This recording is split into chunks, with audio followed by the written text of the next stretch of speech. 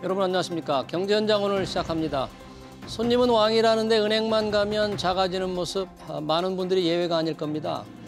은행들의 참 이상한 계산법 때문이 아닐까 싶은데요. 대출금리는 금리 인상과 맞물려 잘도 올리면서 예금금리 올리는 속도는 참 당당하게 느립니다. 게다가 금융당국의 금리 간섭은 예금금리에서만 통하는데요. 은행들의 당연한 이윤 추구일까요? 아니면 탐욕일까요? 집중진단에서 자세히 짚어보겠습니다. 유튜브 실시간 댓글 의견 주시면 토론에 반영합니다. 경제현장 오늘입니다.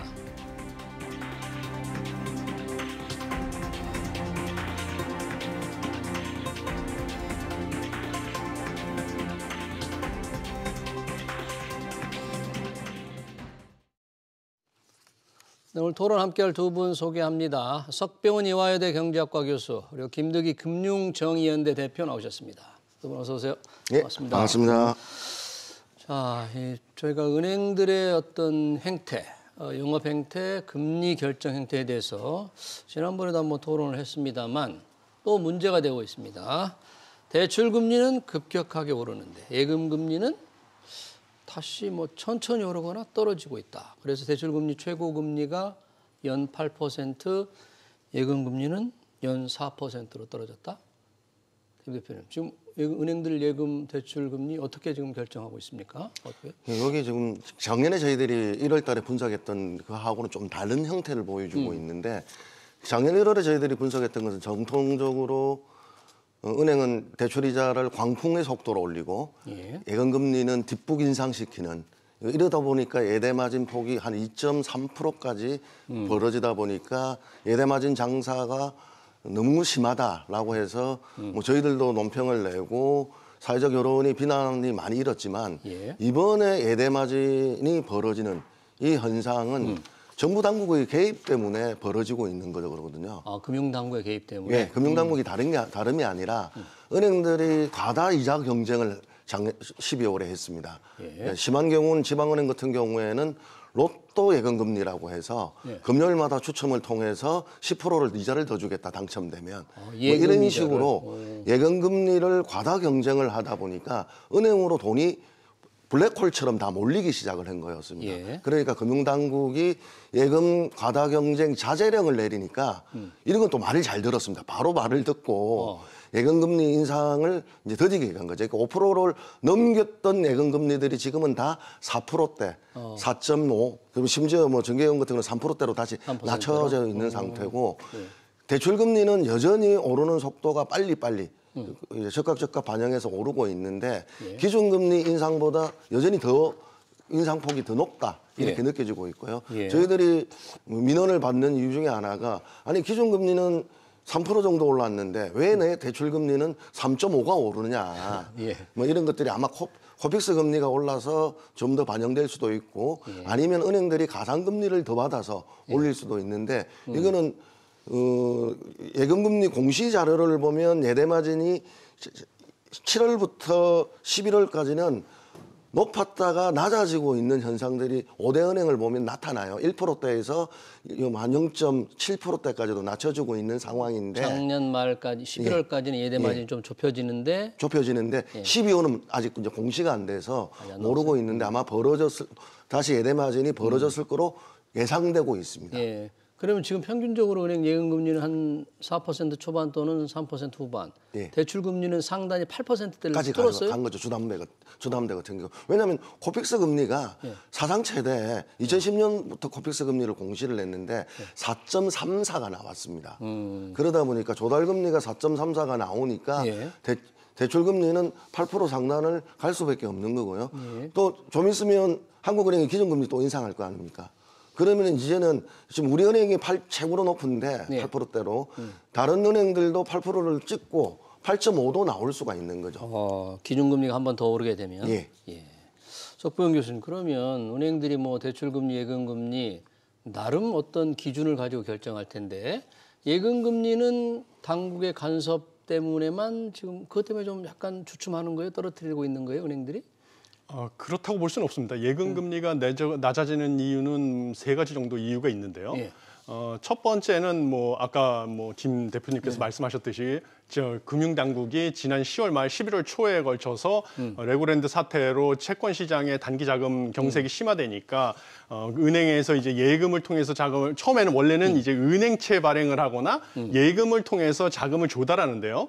은행채를 발행하게 되면 회사들이 회사채를 발행을 해서 회사채 만기 돌아오는 것을 이제 갚아야 되는데 그게 어려워지니까 은행채가 더 우량하지 않습니까? 은행채 발행을 자제하라 이런 지시를 처음에 내렸었습니다. 애시당초. 그래서 은행들이 그럼 은행채 발행을 못하게 되니까 예금을 통해서 자금을 조달하기 위해서 경쟁이 못해서 예금 금리가 올라가니까 다시 금융당국이 이제는 그랬더니 이제 제2금융권에서부터 제1금융권인 은행으로 예금에 대한 그 자금이 몰려 들어가니까 예. 제2금융권이 자금 경색이 심화된다. 이러면서 예금 금리도 올리지 말아라. 이런 취지의 지시가 있었습니다. 대신 그러면 은행은 자금을 조달할 방법이 없잖아요. 그렇죠. 은행도 만기 돌아오는 은행채도 있고 예. 그다음에 기업이랑 뭐 소비자로부터 대출 수요가 있는데 그래서 은행들에게 대신 은행채를 발행할 수 있는 길을 열어줬습니다. 그래서 은행에서 채권을 발행해서 자금을 조달할 길이 트였기 때문에요. 예금에 대한 수요가 줄어들었기 때문에 예금을 높은 금리를 제시해서 끌어모을 필요가 낮아졌다는 점이 하나가 있고요. 또 다른 것은 이렇게 채권 시장의 단기적인 자금 압박이 심해지니까요.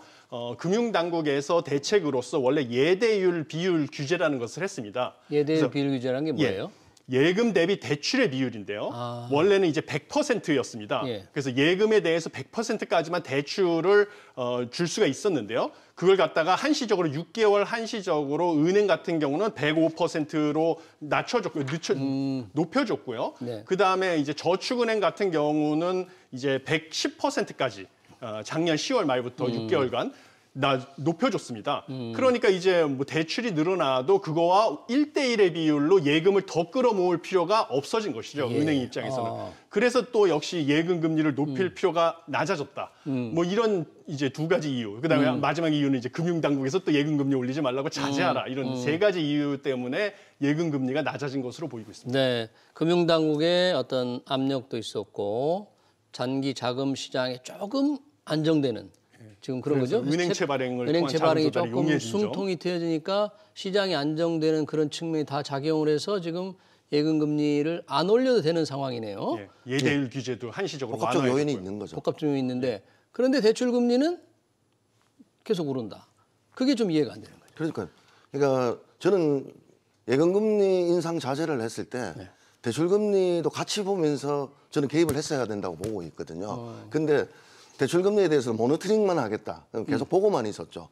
그러다가 급기야 이제 사회적 여론이 비등해지니까 얼마 전에 대출 금리도 개입을 하겠다라고 하다 보니까 오늘 방송 들어오기 전에 검색을 해봤는데 우리은행이 0.9% 내렸거든요. 우리은행이요? 예, 아, 예. 벌써 감독 당국이 조금 째려보니까. 예. 째려보는 정도가 아니고 이제 한 팔 들고 나오니까 한 팔 들고 나오니까 0.9% 정도 내렸는데 어떻게 내렸어요? 그 우대 금리를 더 추가해 준 거죠.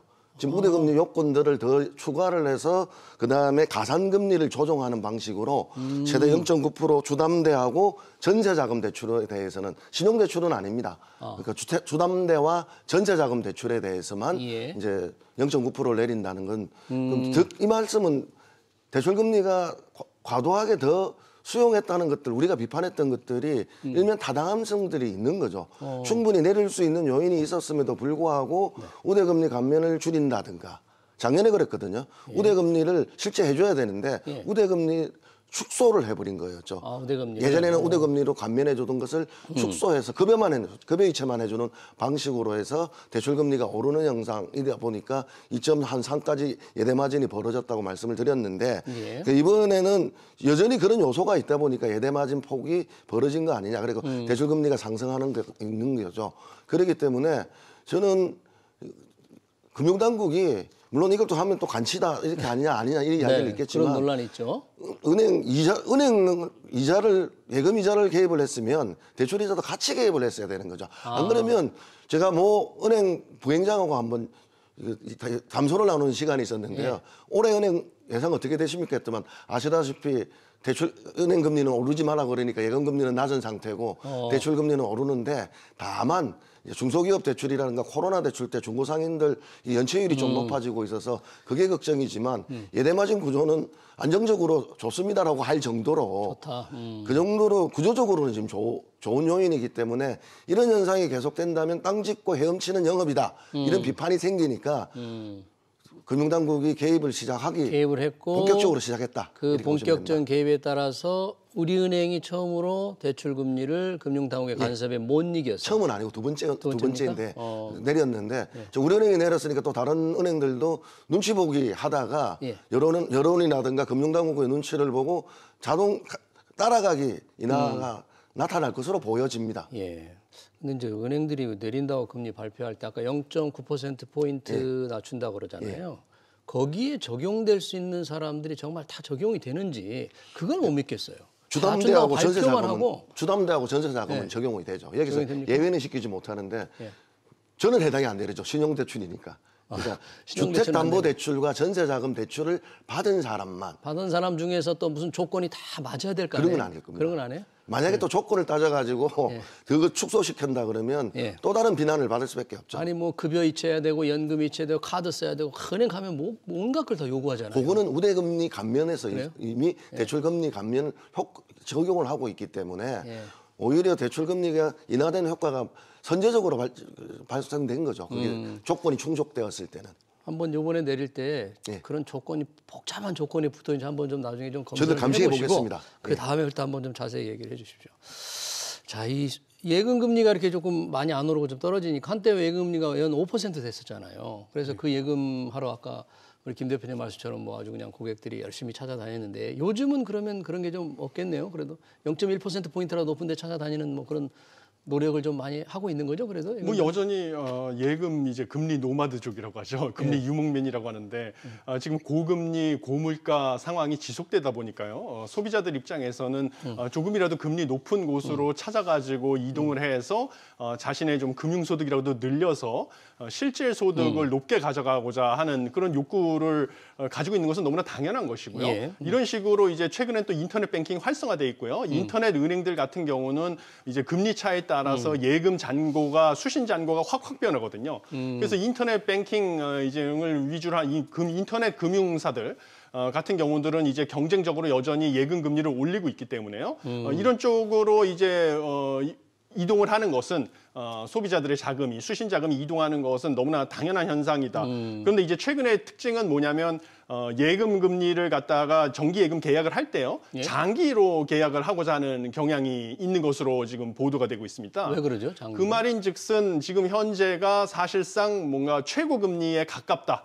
라고 이제 많은 소비자분들께서 판단을 하고 있다라고 보고 있고 저도 나름 뭐 합리적이다라고 생각을 하고 있습니다. 금리가 좀 더 오를 거라는데 그래요? 예, 그렇죠. 금리가 지금 뭐 이번 주 금요일에 예정된 금융통화위원회 회의에서 0.25%포인트 정도 올라갈 것으로 지금 많은 전문가들이 예상을 하고 있는데요.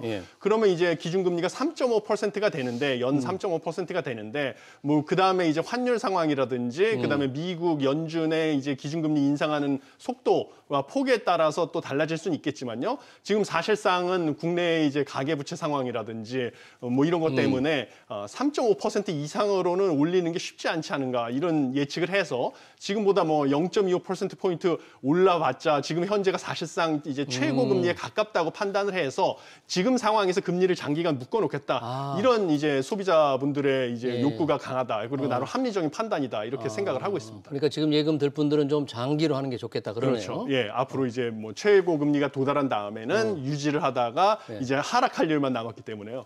예. 선생님, 교수님께서 3.5를 보셨는데 미국에서 지금 영은촌재 같은 경우는 미국 금리를 5.4로 예상을 하고 있거든요. 미국은 5.4. 예, 미국은 지금 최고 금리가 4.5%죠. 5%인데 5.4까지 올리겠다고 했다면 미국하고 그러니까 마진 금리 차이가 너무 나거든요. 3.5 정도면. 그렇기 때문에 저는 최소 3.75 정도까지는 우리나라가 올릴 것으로 보여지고요. 그러면 예상되고. 0.5%포인트 올려야 되네요. 예, 3.75까지 가려면. 예. 그리고 더하면 4점대도 갈 수가 있다. 왜냐하면 미국 금리하고 한국 금리의 이게 역전 현상이 너무 장기적으로 방치했을 때 오히려 잘못된 현상과 시그널이 계속될 수 있기 때문에 물론 교수님이 지적하셨던 그 지점은 맞아요.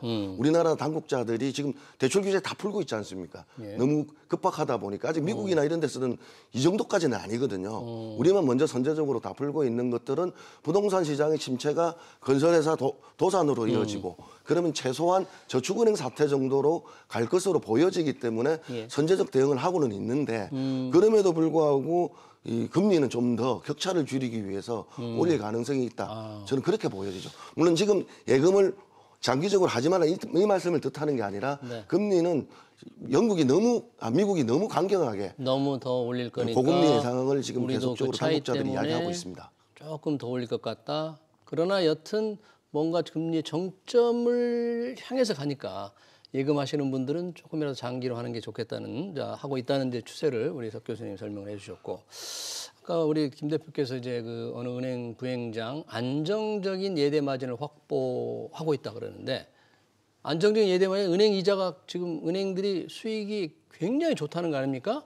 작년에도 이익을 그렇게 많이 남겼다면서요? 어느 정도나 돈을 벌었습니까? 은행들은 뭐 요즘 성과급 잔치한다고 난리던데. 그러니까 작년 1에서 3분기 기준으로 이제 이자 이익만 놓고 봤을 때는요. 40.6조 원으로요. 2021년 이제 동기간 1에서 3분기 예, 33.7조 원 대비 약 7조 원 가까이 영어 이자 이익이 이제 증가한 걸로 이제 5대 시중은행의 경우 지금 나타나고 있습니다. 예. 그런데 이제 많은 소비자분들은 영끌족분들 특히 고금리 상황에서 고통을 받고 계시는데요. 반면에 은행에서 임직원들은 성과금 잔치를 벌이고 있으니까 이제 많은 소비자분들이 이제 불만을 가지고 계신 것은 저도 이해를 하고요. 배가 좀 아플 겁니다. 예, 그렇죠. 그런데 이제 은행 쪽의 논리를 제가 말씀을 드리면 제가 뭐 그걸 대변한다는 것은 아닙니다. 네네. 이제 은행 쪽 입장에서는 대출 기준금리가 올라감에 따라서 대출 금리와 예금 금리의 차이인 예대 마진이 벌어지는 현상은 이제 경제학적으로 봤을 때 당연한 현상입니다. 아, 그래요? 예. 왜냐하면 고금리 상황 하에서는 그 높은 금리 이자 비용을 감당하지 못하고 대출이 부실화되는 한마디로 부도가 나는 채권의 비중이 많아지기 때문이죠. 그럼 부도 날 경우에 그 손실을 대비하기 위해서 예대 마진을 높여서 은행들이 이 리스크 관리를 하는 것이죠.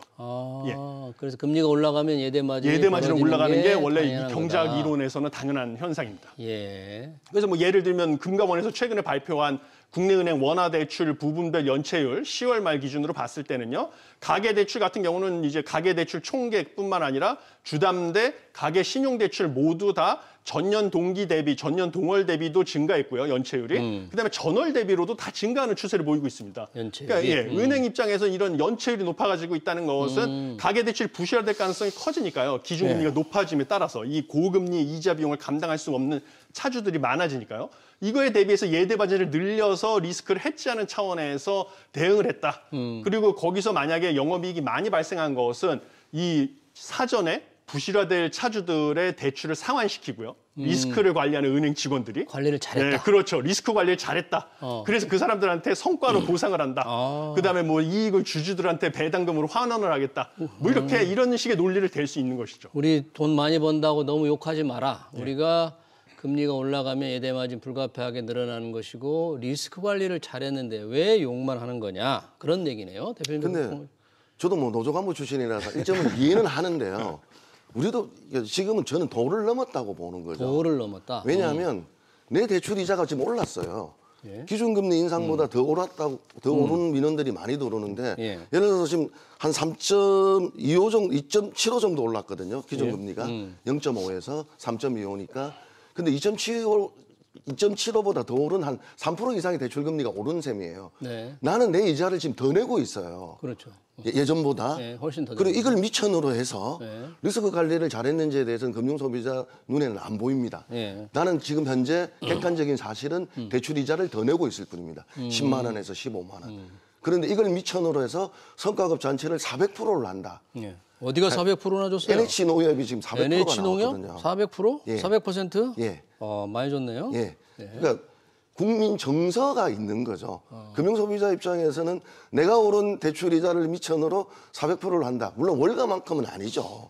그리고 리스크 관리뿐만 아니고 업적 관리를 위해서 노력한 것들에 대해서는 은행 노동자들이 노력한 것에 대해서는 저는 인정을 해요. 근데 어느 선은 지켰어야 된다. 이 말씀을 꼭 드리고 싶습니다. 예. 이게 화살로 돼서 돌아올 겁니다. 은행 직원들에게는. 왜냐하면 월가가 그랬지 않습니까? 너무 성과급 잔치를 하다 보니까 월가가 저항하게 됐고 분노하라고 해가지고 시위행진까지 이뤘는데 물론 우리는 그까지는 안 가겠지만 아직은 뭐 1000% 시대가 아직 아니기 때문에 네. 그런데도 불구하고 과도한 대출금리가 지금 또 인상이 예상되지 않습니까? 내금리는 자꾸 오르고 있으면서 연끌해가지고 와서 손해난 것도 있지만 그 손해가 회복되기는커녕 대출이자를 더 부담하고 있는데 예. 저쪽에 있는 분들은 직원들은 성과급 잔치를 벌인다에 대해서는 분통과 분도가 네. 함께 작용하고 있다. 네. 이렇게 말씀드리고 싶습니다. 예대금리가 차가 벌어서 이익을 많이 내는 게 경제학적으로 옳긴 하지만 그렇게 되지만 분통이 있다는데 교수님 제가 보기에는 이게 뭐 은행도 기업이니까 이익을 낼 수는 있는데 대부분의 영업이 내수 영업이잖아요. 은행들은 뭐 해외 가서 삼성전자처럼 벌어오는 것도 아니고 국내 중소기업들 서민들 이자 쫙 받아가지고 돈 버는 거잖아요. 그런 면에서 불만이 많은 것 같아요. 해외 가서 돈을 많이 벌어오면 덜 불만일 텐데. 예. 그렇지만 이제 금융기관 특유의 기능이라는 것이 있죠. 왜냐하면 원래는 이제 기업이나 이 기업들이 투자 자금을 조달해서 이제 투자를 해서 경제 고용도 창출하고 경제도 성장시키는데요. 투자 자금을 금융기관이 존재하지 않으면 일일이 돈 많은 이제 소비자들을 집을 방문해서 찾아다니면서 투자 자금을 조달해야 되지 않습니까? 그다음에 여윳돈 있는 소비자 같은 경우도 금융기관이 존재하지 않으면 일일이 뭐 돈 필요한 사람 없습니까? 이러고 기업을 찾아다니면서 내가 돈 빌려줄 수 있다. 이래야 되는데 이러한 거래 비용을 금융기관이 나타나서 은행들이 줄여주고요. 그다음에 여러 가지 리스크, 이제 한 사람한테만 빌려줬다가는 돈 띄어먹힐 수도 있는데 여러 기업들한테 나눠서 빌려주기 때문에 리스크를 관리해주는 측면이 이제 금융기관의 주요 역할이고요. 그런 역할은 뭐 수출을 해서 돈을 벌진 않지만 그렇다고 해서 과소평가할 수는 없다. 이렇게 보고 있습니다. 알겠습니다. 네, 자, 뭐 좋습니다. 은행 기업이니까 정상적인 영업으로 이익을 많이 내면 뭐 박수를 칠 수도 있고 성과급 잔치를 벌일 수도 있는데 좋아요. 그렇긴 한데 요즘 영업시간이 단축돼서 너무 짧다. 이런 불만이 굉장히 높거든요. 네. 그럼 그런데도 조금 귀를 기울이는 게 올바른 행태 아닐까요? 지금 영업시간 9시 반부터 3시 반이죠. 예. 그러니까 이게 코로나 때문에 그 전염병 확산을 막기 위해서 그 조치로서 1시간을 단축을 한 거였거든요. 그러니까 근무 시간은 아닙니다.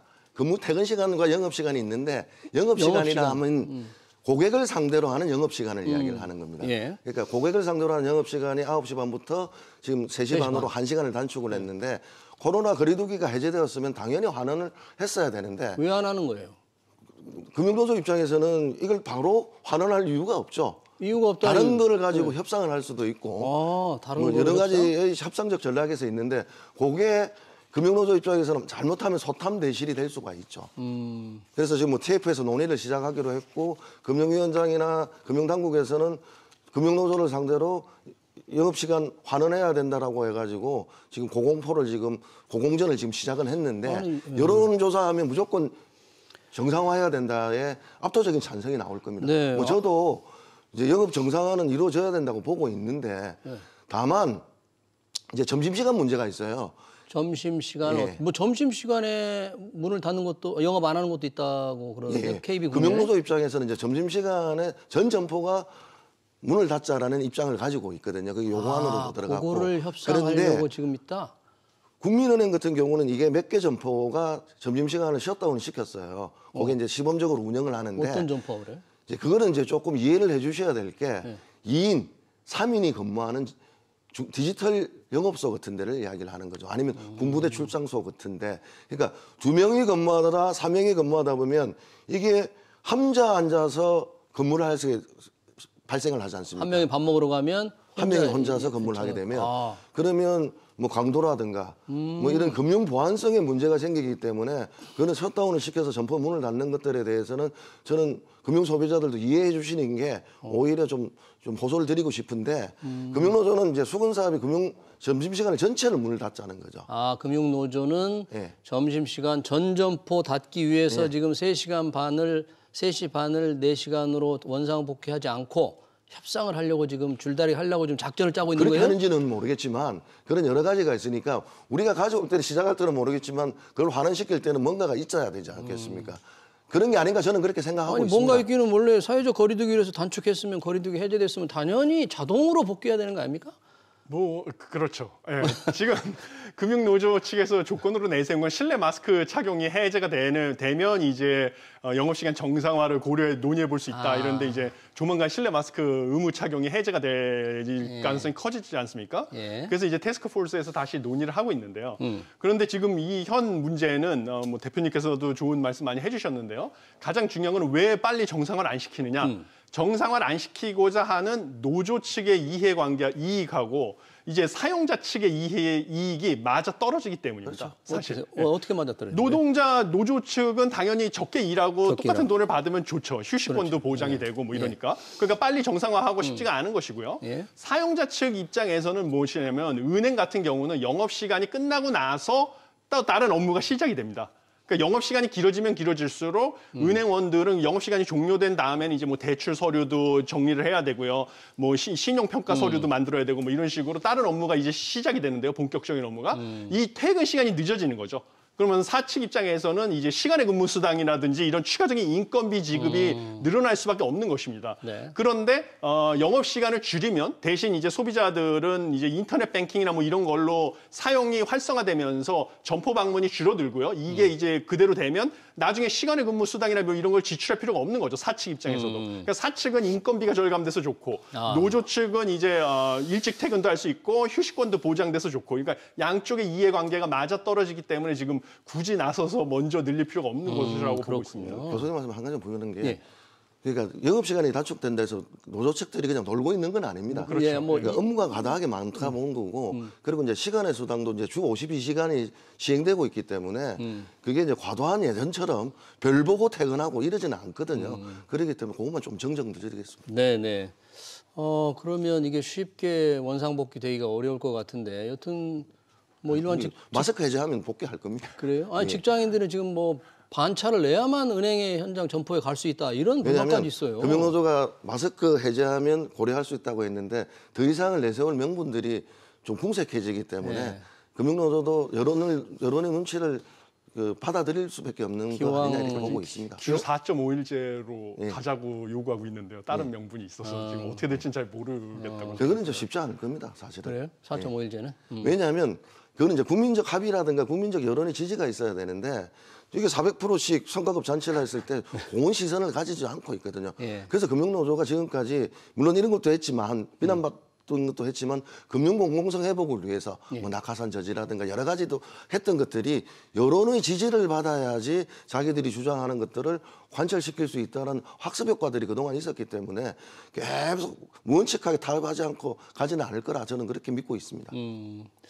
마지막으로 우리가 예대금리 얘기하면서 이제 예금금리 간섭, 대출금리 간섭도 있었는데 감독당국, 금융감독원이겠죠. 지금 저희가 얘기하는 거 간섭이라는 게. 이 간섭의 정도, 간섭에 대한 평가 어떻게 해야 됩니까? 금융당국.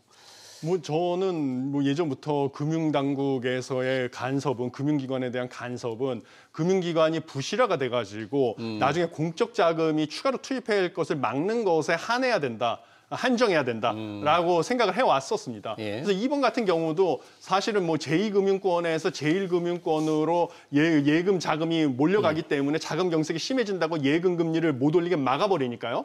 결국 이제는 예대 마진이 벌어져서 은행이 뭐 성과상여급 잔치를 한다고 비난이 나오니까 이제 또 대출금리도 규제하겠다. 뭐 이런 식으로 나서면서 사실 금융당국 입장에서는 체면만 손상되고 원하는 효과를 뭐 처음에는 예금 금리를 규제하면 코픽스가 낮아져서 대출금리도 낮아질 것이다. 이런데 이번 달 코픽스는 아직 발표가 안 됐지만요. 금융당국 입장에서는 지금 사실은 체면만 손상된 측면이 있고요. 이게 지금 예금 금리를 규제했더니 당연히 예대 마진이 벌어져서 이제 대출금리도 규제하겠다. 이런 식으로 규제가 들어오기 시작하면 끝도 없거든요. 우리 자유시장 경제인 대한민국에서요. 그래서 시장의 실패가 있다고 해서 정부의 개입이 항상 정당화되는 것은 아니고요. 정부의 실패가 항상 더 무서운 것이고요. 그다음에 금융당국에서 예금 금리도 규제하고 대출 금리도 규제하면 한국은행에서 인플레이션을 억제하겠다고 기준금리를 인상하는 것은 그거에 따라서 예금 금리도 올라가고 대출 금리도 올라가서 소비 지출, 투자 지출이 줄어들어야만 물가가 잡히는 것이거든요. 근데 이거를 막아버리는 것이죠. 금융당국에서. 그러니까 고금리, 고물가의 고통 기간을 더 늘릴 수가 있다. 이렇게 생각을 하고 있습니다. 네, 한국은행의 어떤 금리 통화 정책의 어떤 기능이 제대로 발휘되지 않을 수가 있다. 그런 우려도 해주셨고, 김두기 대표님 지금 금통위 한국은행 얘기했는데 금통위 13일이죠. 예. 금리 올리면 대출 금리 더 올라갑니까? 바로 올라갑니다. 바로 올라가요? 예. 그러니까 대출금리 올렸을 때 그냥 바로 적용하는 것들이 왜냐하면 코피스 금리나 이런 것들이 바로바로 연동되기 때문에 신규는 바로 올릴 거라고 보고 있고요. 저는 교수님 말씀 마지막 말씀에 대해서 한 마디만 좀 덧붙이고 싶으면 교수님 시각도 옳다고 저는 보고 있지만 전통적인 면에서는 금융당국은 간섭이 아니고 저는 감독이라고 생각하고 있고요. 소 잃고 외양간 고치기 전에 적절한 개입이 필요한데 이번 대출금리 개입은 늦었다고 오히려 보는 거죠. 오히려 늦었다. 예금금리를 개입했을 때 같이 쌍끌로 개입을 했어야 되는데 감독을 했어야 되는데 하나는 개입을 하고 하나는 방관을 하니까 모니터링만 하니까 오히려 예대맞은 폭이 늘어지지 않았느냐. 그 결과가 작년에 당기순이익이 전년도 동월 대비 7천억 정도가 더 지금 늘어났다고 하지 않습니까? 그러니까 역대 최고의 단기순이익이 나오고 있는 이 구조는 은행들이 예대마진 탐욕을 부리고 있다. 저는 그렇게 보고 있습니다. 근데 사실 알겠습니다. 예금 이자고 대출 이자고 시장에서 결정되는 가격이거든요. 그걸 갖다가 계속 정부가 당국부터 개입해서 가격을 통제한다는 것은 또 다른 왜곡을 불러일으키기 때문에 부작용이 크다고 알겠습니다. 생각합니다. 두 분 토론은 이제 나가서 좀 하시고요. 시간 관계상 여기서 마쳐야 될 것 같네요. 은행들의 예금과 대출 금리 적용 관행에 대한 토론 여기서 마치겠습니다. 지금까지 김득이 금융정의연대 대표 그리고 석병훈 이화여대 경제학과 교수였습니다. 두 분 고맙습니다. 감사합니다.